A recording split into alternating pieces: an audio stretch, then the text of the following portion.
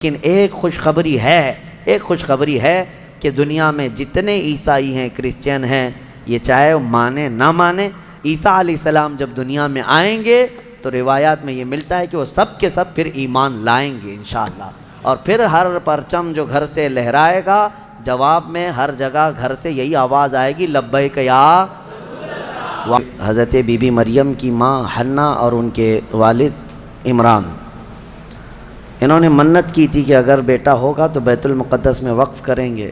پھر وہ بیٹی پیدا ہوئی، پھر بھی انہوں نے بیت المقدس میں وقف کیا، اور جب حضرت بی بی مریم کچھ جوان ہوئیں تو ایسا ہوا کہ اللہ کریم کے حکم سے جبرائیل امین علیہ السلام آئے اور آ کر کے ان سے کہا کہ میں تمہیں ایک بیٹا دینے کے لیے آیا ہوں۔ تو حضرت بی بی مریم گھبرائیں، کہا انی اعوذ بالرحمن منک ان کنت تقیا، اگر تو نیک آدمی ہے تو دور ہو جا، میں اللہ کی پناہ مانگتی ہوں تجھ سے، مجھے آج تک کوئی مرد نے چھوا تک نہیں ہے۔ تو پھر حضرت جبرائیل نے کہا انما انا رسول ربک لاہب لک غلاما زکیا، میں تو تیرے رب کا فرشتہ ہوں، تیرے رب کا قاصد ہوں، بھیجا ہوا ہوں، اور تجھے ایک بیٹا دینے کے لیے آیا ہوں۔ بی بی مریم نے پوچھا، قالت انا یکون لی غلام ولم یمسسنی بشر ولم اک بغیا، مجھے بیٹا کیسے ہو سکتا ہے، مجھے آج تک کسی مرد نے چھوا نہیں اور نہ ہی میں بدکار عورت ہوں، مجھے کیسے بیٹا ہوگا؟ قال کذالک، جبرائیل امین نے کہا ایسے ہی اللہ چاہتا ہے۔ ہوا علی ہین، قال ربک ہوا علی ہین وقد خلقتک من قبل ولم تک هو علی ہین ولنجعلہ آیۃ للناس، تیرا رب یہ فرما رہا ہے کہ یہ کام اس کے لیے بڑا آسان ہے، رب تعالیٰ کے لیے بڑا آسان ہے، اور تجھے بغیر کسی شوہر کے ٹچ کیے چھوئے ایک بیٹا دے گا اللہ تعالیٰ، تاکہ اس بیٹے کو اللہ اپنی نشانی بنا دے اور اپنی طرف سے اس کو رحمت بنائے، اور اللہ کا یہ فیصلہ ہے۔ یہ بات چیت ہو رہی کس کے درمیان؟ حضرت بی بی مریم اور حضرت جبرائیل علیہ السلام۔ جبرائیل علیہ السلام اللہ کے فرشتے ہیں، فرشتوں کے اندر یہ بات پہلے سے آپ کو یاد رہے، نہ وہ فرشتے مرد ہیں نہ عورت ہیں، نہ ان کے اندر انسانی فطرت کے تقاضے جو ہوتے ہیں، شہوتیں، وہ بالکل نہیں ہوتی۔ فرشتہ گناہ کرنا تو دور کی بات، گناہ کے متعلق سوچ بھی نہیں سکتا، اللہ نے وہ چیز ہی فرشتے کے اندر نہیں رکھی۔ فرشتوں کے اندر شہوت کا مادہ ہے ہی نہیں، خواہشات نفسانیہ بالکل نہیں، نفس ان کے اندر نہیں ہے۔ جبرائیل امین علیہ السلام جب ان کا اور حضرت بی بی مریم کا جو یہ کنورسیشن ہے، اس کو قرآن پاک میں بیان فرمایا رب تعالیٰ نے۔ اب اس کے بعد اچانک ہوا یہ فَحَمَلَتْهُ فَانْتَبَذَتْ بِهِ مَكَانًا قَصِيًّا، اچانک بی بی مریم حضرت جبرائیل امین کے پھونک مارنے سے حاملہ ہو گئی۔ صرف انہوں نے پھونک مارا، کون؟ جبرائیل امین علیہ السلام، پھونک مارا تو وہ حضرت بی بی مریم کیا ہوئیں؟ حاملہ ہو گئی، اور جیسی وہ حاملہ ہوئیں تو ان کو خوف ہوا کہ اب قوم کیا کہے گی، تو وہ ایک آبادی سے بہت دور چلی گئیں جہاں کوئی نہ دیکھتا ہو، اور وہ ایک گھنی باغیچے کے جو کھجوروں کے درخت وہاں پر تھے، اس باغیچے میں چلی گئیں۔ یہ ایسا نہیں ہے کہ یہ حمل 9 مہینے کا تھا، بلکہ یوں حمل ہوا اور پھر بچے کی ولادت بھی، زیادہ دن تک کا یہ عمل نہیں تھا۔ بہرحال جب حضرت بی بی مریم بچے کی ولادت کے آثار نظر آنے لگ گئے، قریب ایک باغیچے میں گئیں، وہاں کا تذکرہ بھی رب تعالیٰ فرماتا ہے فَأَجَاءَهَا الْمَخَاضُ إِلَى جِذْعِ النَّخْلَةِ، ایک کھجور کے درخت کی جڑ کو پکڑ کر کے وہ بیٹھی رہیں، اور پھر اس کے نیچے سے وہاں سے آواز دینے لگی اپنے رب کو کہ مولا میری حفاظت فرما۔ اور درد ایسا ہوتا ہے ولادت کے وقت کا، اس وقت کے الفاظ حضرت بی بی مریم کے قرآن فرما رہا ہے، وہ کہہ رہی تھی کنت نسیا منسیا، یہ درد سے پہلے میں مر گئی ہوتی، بھلا دی گئی ہوتی، کاش میں ان تمام چیزوں میں نہ ہوتی۔ عورت جو ہے اس درد کے وقت بہت ہی زیادہ فرسٹریٹ ہوتی ہے، بہت تکلیف دہ ہوتی ہے، تکلیف زدہ ہوتی ہے، اس قدر کہ موت کے وقت ہونے والی تکلیف سے تھوڑی سی کم تکلیف بچے کی ولادت کے وقت ہوتی ہے۔ ایک عورت کو یہ آسان چیز نہیں ہے، اس کی تقریباً 40 کے قریب ہڈیوں سے تو روح نکل چکی ہوتی ہے عورت کے جسم سے جب بچے کی ولادت کا وقت قریب آتا ہے، اور وہ موت کے منہ میں جا کر کے واپس آنا یہ معمولی بات نہیں۔ اسی لیے اللہ تعالیٰ نے قرآن میں اس کا ذکر فرمایا، وہ حمل یعنی عورت جو ہے حملہ وفصالہ 30 شہر، یہ آیت ہے، اس میں اللہ تعالیٰ فرماتا ہے ووضعتہ کرہا، جب وہ بچے کو جنم دیتی ہے تو بڑی تکلیف کے ساتھ دیتی ہے۔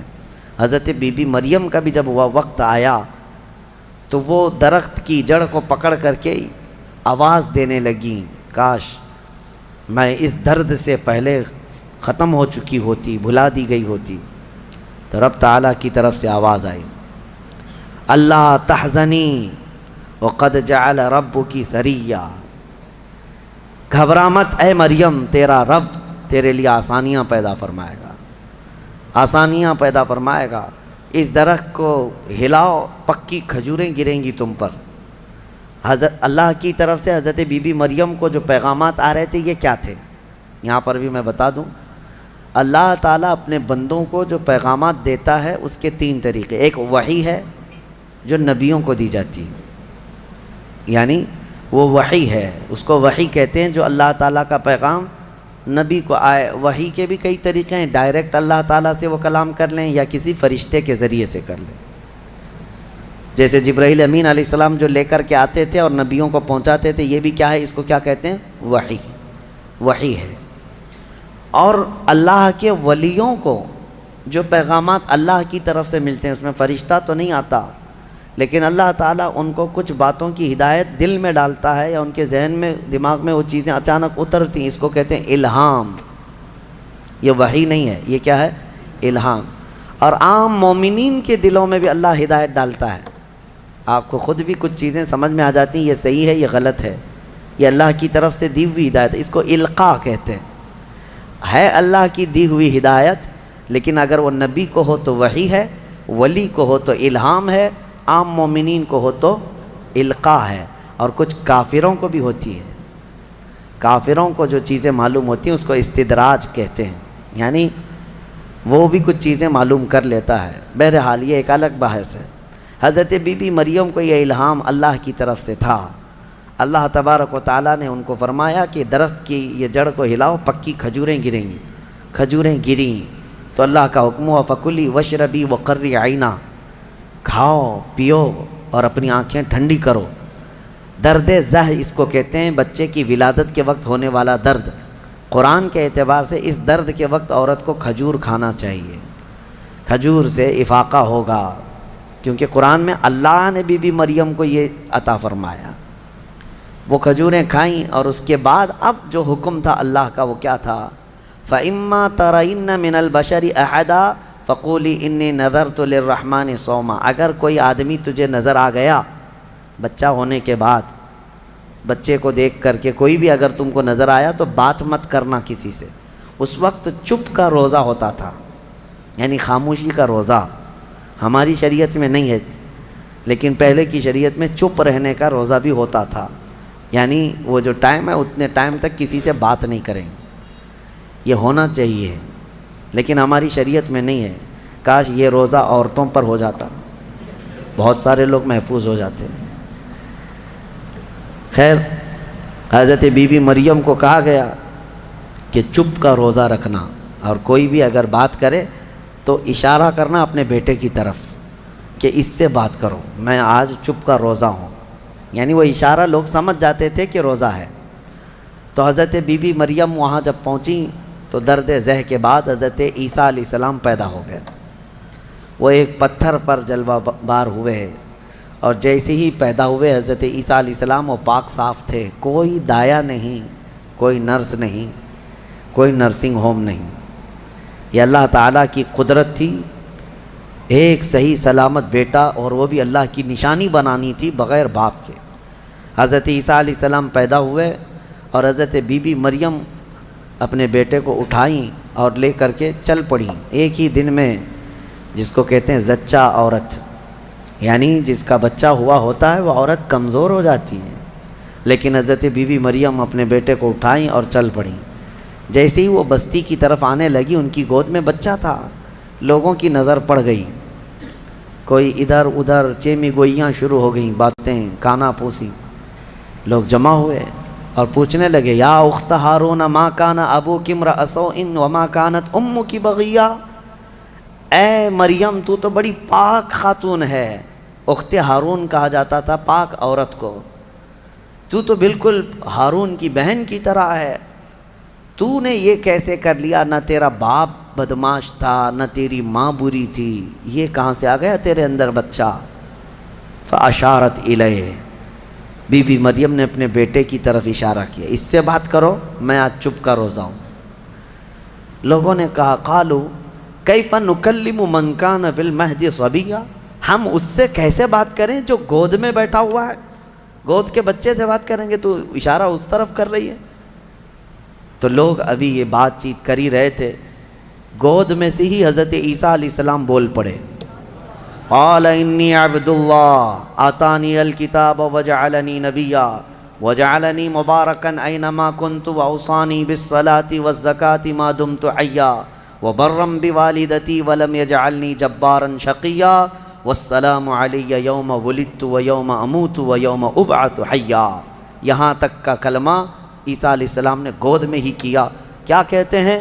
اے لوگوں میں اللہ کا بندہ ہوں، انی عبداللہ، میں اللہ کا بندہ ہوں اور اس نے مجھے نبی بنا کر بھیجا ہے۔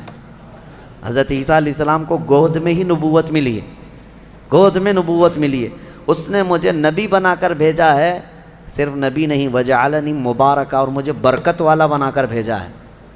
اور پھر مجھے اللہ نے یہ حکم دیا ہے میں جہاں کہیں پر بھی رہوں نماز قائم کروں، زکوٰۃ دیتا رہوں، جب تک میں زندہ رہوں نماز قائم کرتا رہوں اور زکوٰۃ دیتا رہوں، ان کی امت کی اور ان کی شریعت کی جو نماز رہی۔ اور پھر اللہ نے مجھے حکم دیا ہے کہ میں میری ماں کا فرما بردار رہوں اور اس کا نافرمان نہ رہوں۔ اور پھر آخری والا جملہ تو بہت امپورٹنٹ ہے ہم سنیوں کے لیے، جو عیسیٰ علیہ السلام نے کیا۔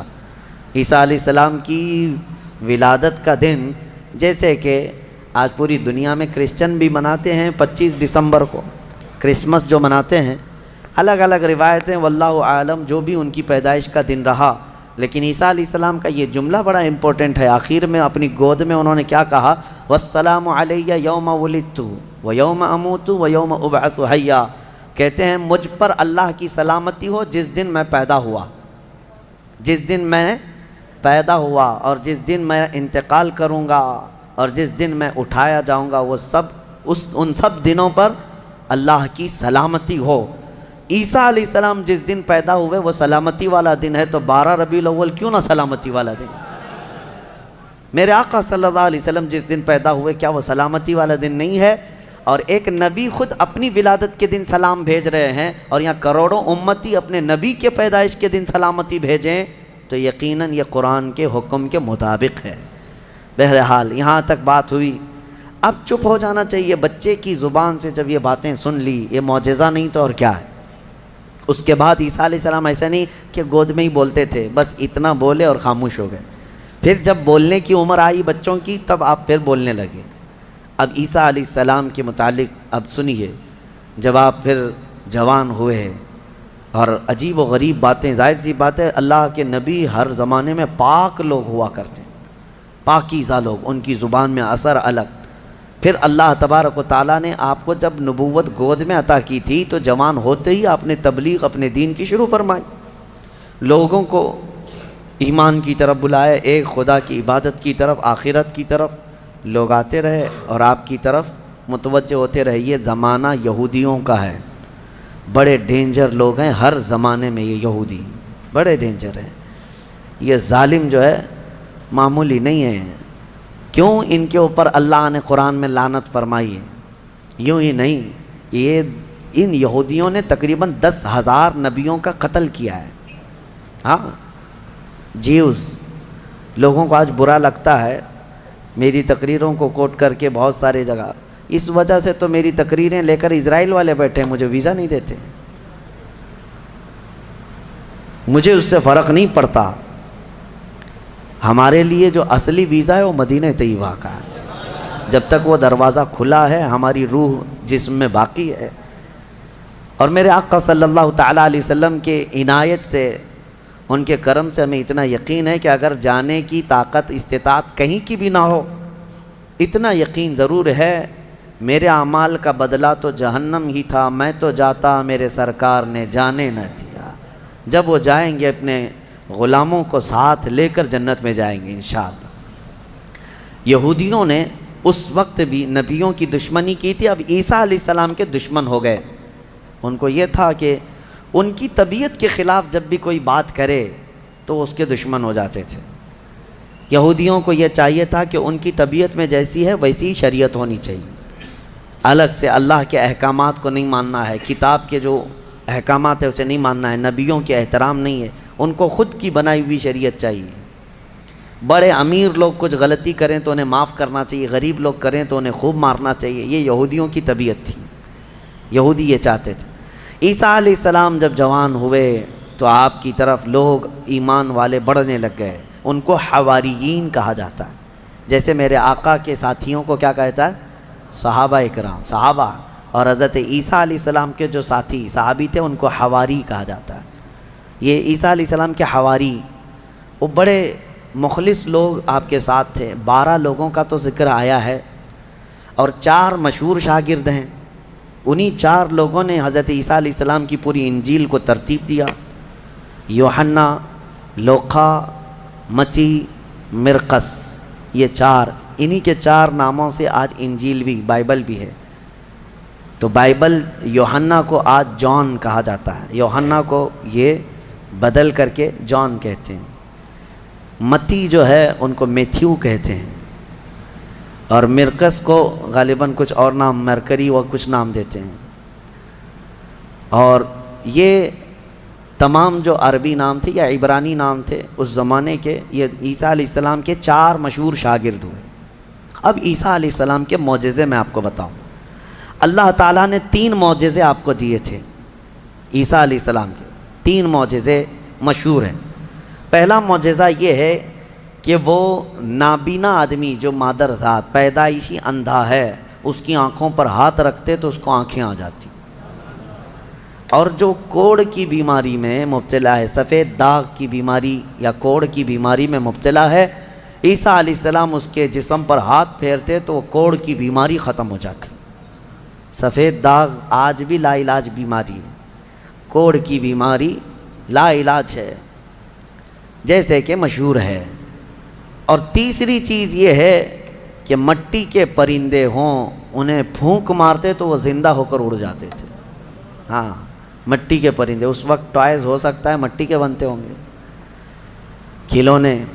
عیسیٰ علیہ الصلوۃ والتسلیم صرف مٹی کے پرندوں کو نہیں، کئی مرتبہ قبروں میں سوئے ہوئے مردوں کو بھی آپ نے زندہ کر کیا ہے۔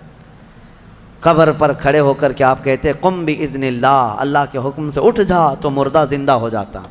آپ نے اپنی زندگی میں 3 مردوں کو زندہ کیا، اور وہ جیے بھی اور پھر چند دنوں کے بعد پھر مرے بھی۔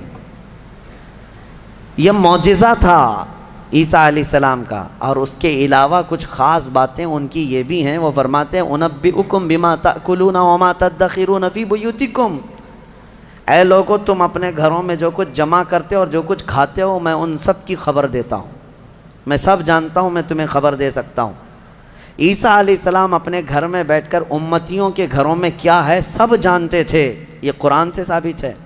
پھر بھی یہ ظالم ہمارے نبی کے متعلق کہتے ہیں کہ ان کو پیٹھ پیچھے کا علم نہیں تھا۔ بنی اسرائیل کے نبی عیسیٰ علیہ السلام کے بارے میں یہ یقین ہے، قرآن کہہ رہا ہے وہ اپنے امتیوں کے گھروں میں موجود کھانا جمع کرنا، اس کو وہ جانتے تھے عیسیٰ علیہ السلام۔ اور وہ عیسیٰ جو خود میرے نبی کی امت میں آنے والے ہیں، جو اخیر زمانے میں میرے آقا کی امت میں آنے والے ہیں، وہ جب سب کے گھروں کے حالات جانتے تھے تو پھر میرے آقا صلی اللہ تعالیٰ علیہ وسلم اپنے امتیوں کے احوال سے کیسے بے خبر ہو سکتے ہیں؟ الحمدللہ بریلویوں کا یہی کہنا ہے، اور اعلیٰ حضرت فاضل بریلوی رحمۃ اللہ علیہ کا یہ احسان ہے کہ آپ نے صحیح سمت میں جو صحابہ کا عقیدہ تھا وہی عقیدہ ہمیں عطا کیا ہے۔ ہم یہاں سے پکاریں وہ وہاں سے سنیں، مصطفیٰ کی سماعت پہ لاکھوں سلام، اور کوئی غیب کیا تم سے نہاں ہو بھلا، جب نہ خدا ہی چھپا تم پہ کروڑوں درود۔ حضور پاک صلی اللہ تعالیٰ علیہ وسلم کی نظروں میں اللہ نے سب چیزوں کو عیاں کر دیا۔ اب اس کے بعد ہوا کیا، یہ یہودی ظالم عیسیٰ علیہ السلام کے دشمن ہو گئے، کیونکہ آپ کا دین پھیلتا جا رہا تھا، عیسائی بڑھتے جا رہے تھے۔ عیسائیوں کی جب تعداد بڑھ گئی تو یہودیوں کو خطرہ ہونے لگ گیا کہ یہ اب پوری کی پوری حکومت ان کے ہاتھ میں چلی جائے گی، جو برسوں سے ہم لے کر چل رہے ہیں۔ تو انہوں نے حضرت عیسیٰ علیہ السلام کو مارنے کا پلان بنایا، جیسے پہلے نبیوں کو مارتے تھے پھر انہوں نے مارنے۔ آج آپ کو یہ لگ رہا ہوگا کہ عیسائی اور یہودی مل چکے ہیں، یہ جھوٹی ملاقاتیں ہیں ان کی، یہ صرف اور صرف اسلام کی دشمنی میں دونوں اپنی جنگوں کو ٹھنڈی رکھے ہیں، ورنہ ہر زمانے میں سب سے زیادہ خطرناک لڑائیاں عیسائیوں کی اور یہودیوں کی ہوئی۔ قرآن نے بھی کہا ہے۔ ابھی اگر میں کہوں تو لوگوں کو عجیب سا محسوس ہوگا، ہٹلر کا ظلم کیا تھا، یہودیوں کے خلاف تھا۔ اور بیت المقدس میں ہرکیولس جس کو ہرقل کہا جاتا ہے، اس نے تو توڑ کر کے اینٹ سے اینٹ بجا کے رکھ دیا تھا۔ ٹائٹس ایک بادشاہ گزرا عیسائیوں کا، اس نے تو پورے یہودیوں کو ختم کر رکھا تھا، خون سے نہلا دیا تھا پوری زمین کو۔ بہت مرتبہ ان کی لڑائیاں ہوئی، اور جب یہودی پاور میں آتے عیسائیوں کو مارتے تھے۔ یہ جنگیں تو چلتی رہی ہیں کتنے سالوں تک۔ وجہ بھی ہے جنگوں کی کہ انہوں نے شروع کیا، یہودیوں نے عیسائیوں کو برباد کرنے کے لیے انہوں نے پہلے کیا کیا، ان میں گھس کر کے ان کے عقیدے کو چینج کیا۔ پہلے عیسائی ایمان والے تھے، عیسیٰ علیہ السلام پر ایمان رکھتے، اور عیسیٰ علیہ السلام کو اللہ کا بیٹا نہیں اللہ کا رسول مانتے تھے، اللہ کے رسول ہیں وہ۔ یہودیوں نے انہیں گمراہ کیا، پادری بنا بنا کر کے انہیں میں گھسا دیا، کہ وہ پادری ایسے چرچوں میں گئے جہاں جا کر کے انہوں نے بائبل کو اپنے انداز سے شرح لکھنا شروع کیا کہ اس کا مطلب یہ ہے، اس کا مطلب یہ ہے، اور پھر بعد والی جنریشن نے اس کا عقیدہ بنا لیا۔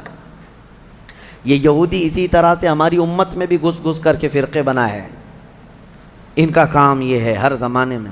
اور یہ میں ہوا میں نہیں بول رہا ہوں، باضابطہ انہوں نے یہ سب کام کر کے کتابیں بھی لکھی ہیں کہ ہم نے یہ کیا ہے، اعتراف کیا ہے۔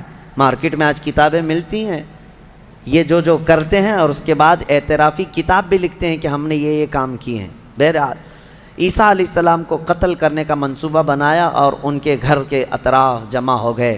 عیسیٰ علیہ السلام کو اللہ تعالیٰ نے وحی کے ذریعے بتا دیا کہ تمہارے دشمن تمہارے قتل کے درپے ہیں۔ عیسیٰ علیہ السلام اپنے حواریین سے رات میں ملاقات کرتے ہیں، ان کو دین کے ساری باتیں پیش کرتے ہیں، اور جو انجیل تھی جس کو یہ بائبل کہتے ہیں وہ سب اپنے شاگردوں میں تقسیم کر دیا، اور سب کو الگ الگ جگہ جانے کا حکم دیا کہ تم فلاں جگہ چلے جاؤ، تم فلاں جگہ چلے جاؤ، تم فلاں جگہ چلے جاؤ۔ اور پھر سب کو یہ اپنی آخری وصیت میں کہا، میں اللہ کے حضور جا رہا ہوں۔ یہ ان کے آخری پیغامات تھے اپنے شاگردوں کو، اپنے صحابہ کو، اپنے حواریین کو کہا۔ ان کے حواریین سب چلے گئے، عیسیٰ علیہ السلام اکیلے تھے گھر میں۔ اب یہودیوں نے ان کے گھر کا گھیراؤ کر لیا۔ یہ قرآن سے جو بات ثابت ہے وہ میں بتا رہا ہوں، یہ آج تک عیسائیوں کو بھی ان کی کتابوں میں نہیں ملی بات، ان کو اس چیز کا علم نہیں ہے، لیکن قرآن میں ہے۔ کیونکہ عیسیٰ علیہ السلام گھر میں تھے، اس کے بعد عیسائیوں کو کہاں سے پتہ چلے گا کیا ہوا تھا۔ عیسیٰ علیہ السلام کے جو حواریین تھے وہ بھی دور چلے گئے تھے، گھر میں کیا ہوا کسی کو نہیں معلوم۔ ہوا یہ کہ یہودی قتل کرنے کے لیے آئے اور اپنے ایک بندے کو، اپنے ایک قاصد کو گھر میں بھیجا، جاؤ دیکھو عیسیٰ ہیں کہ نہیں۔ وہ اندر آیا دیکھنے کے لیے، عیسیٰ علیہ السلام تلاوت میں مشغول تھے۔ اسی وقت قرآن میں اللہ فرماتا ہے، ہم نے عیسیٰ علیہ السلام کو اللہ نے آسمانوں پر اٹھا لیا۔ عیسیٰ علیہ السلام کو آسمانوں پر اٹھا لیا گیا، اور جو اندر آیا تھا اس کو عیسیٰ علیہ السلام کی شکل دے دیا اللہ نے، اور وہ بھی پوری شکل نہیں، آدھی شکل، اوپر سے وہ عیسیٰ علیہ السلام کی شباہت کا دکھتا تھا۔ وہ اندر ڈھونڈ ہی رہا ہے، بہت لمبا ٹائم ہو گیا۔ یہودیوں نے دیکھا ہمارا بندہ اندر گیا، ابھی تک آیا نہیں۔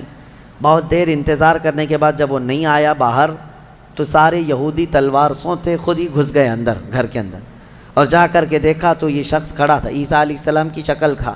پکڑ کر کے لائے اسی کو کہ عیسیٰ مل گیا، عیسیٰ مل گیا۔ وہ جوش میں تھے، لا کر کے سولی پر چڑھا دیا اپنے ہی بندے کو، اس کو سولی پر، سلیب پر چڑھا دیا اور قتل کر دیا۔ وہ پھانسی پر بیچارہ چڑھ گیا۔ اس کے بعد ان کی دماغ میں یہ بات آئی، اب کھوپڑی کھلی کہ ہمارا بندہ کہاں گیا، جس کو ہم نے گھر میں چیک کرنے کے لیے بھیجا تھا وہ کہاں گیا؟ تو بعض لوگوں نے پیر یعنی ناف سے لے کے نیچے تک کا حصہ دیکھ کر کے کہا یہ تو ہمارا بندہ دکھتا ہے، ہمارا آدمی دکھتا ہے جس کو ہم نے اندر بھیجا تھا، اس لیے کہ اس کے نیچے کا حصہ جو ہے ہمارا وہ جو شخص تھا اس سے ملتا جلتا ہے۔ تو پھر وہ کہنے لگے یہ اگر ہمارا یہ آدمی ہے تو پھر عیسیٰ کہاں گئے؟ وہ کہاں ہیں؟ گھر کے اندر سے کہاں چلے گئے؟ ہم نے تو گھر کا گھیراؤ کیا تھا۔ وہ اسی شک میں پاگل ہوتے رہے بیچارے، یہ اگر عیسیٰ ہے تو ہمارا شخص کہاں ہے، اگر یہ ہمارا شخص ہے تو عیسیٰ کہاں ہے؟ اور زبردستی کسی کو پھانسی دے دیا، پھانسی پر چڑھایا اور اعلان بھی کر دیا سب کو کہ ہم نے عیسیٰ علیہ السلام کو پھانسی دے دیا۔ بیچارے یہ عیسائی نادان لوگ یہودیوں کی بات پر مان بھی گئے کہ ہاں ہمارے عیسیٰ جو ہے صلیب پر چڑھ گئے، صلیب پر چڑھ گئے، حالانکہ عیسیٰ علیہ السلام صلیب پر نہیں چڑھے۔ ہمارا عقیدہ یہ ہے کہ عیسیٰ علیہ السلام زندہ ہیں اور ان کو آسمانوں پر اٹھایا گیا ہے اور وہ آئیں گے واپس۔ اب یہاں بات یہ ہے کہ عیسائی سارے بھی جو ہے صلیب کے قائل نہیں تھے، یہ تو بہت زمانے کے بعد یہ سب آیا، یہ جو صلیب کا جو نشان ہے پلس کا جو نشان ہے، یہ نشان جو ہے بہت دنوں کے بعد ان کا آیا اور اس پر پھر وہ لٹکا بھی دیتے ہیں۔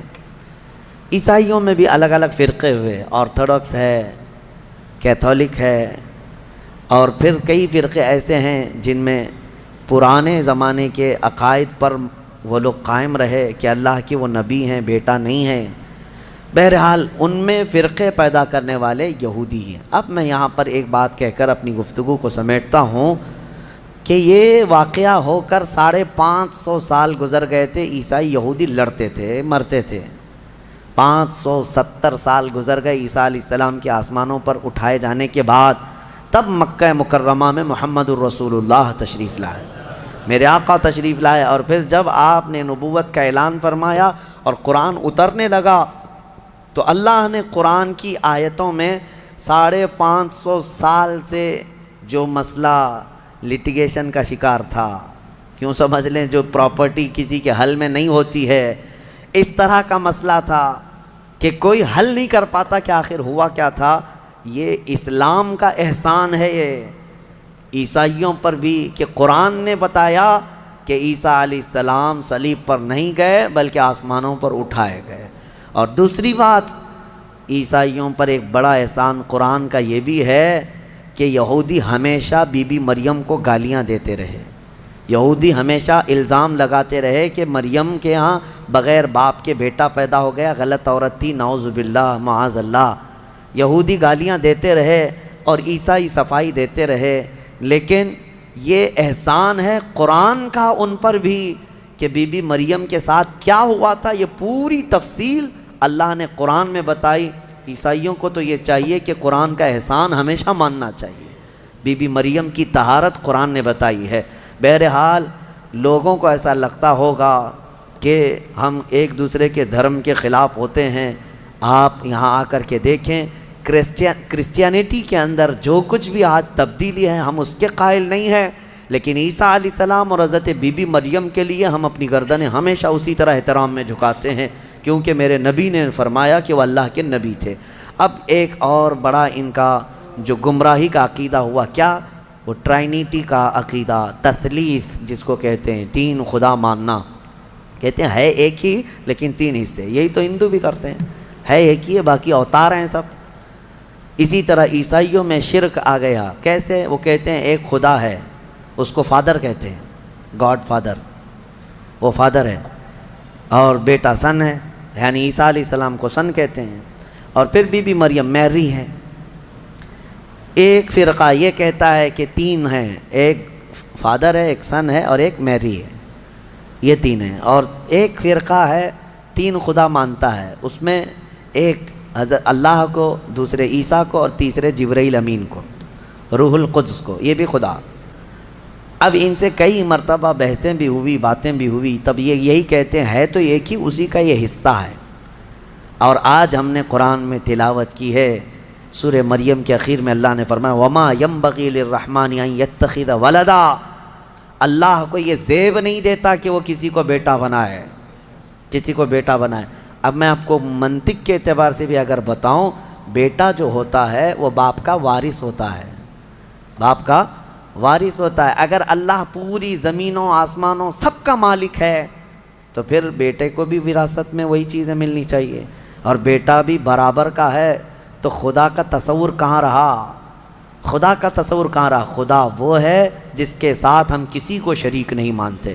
اور پھر یہ بھی ہے کہ اگر اللہ کو بیٹا بنانا ہوتا تو اپنے حبیب کو بیٹا بناتا، لیکن اللہ تعالیٰ اس سے پاک ہے، منزہ ہے، لم یلد ولم یولد۔ ہمارا عقیدہ یہ ہے، نہ وہ کسی سے پیدا ہوا نہ اس سے کوئی پیدا ہوگا۔ انہیں اس عقیدے سے باز آنا چاہیے، لیکن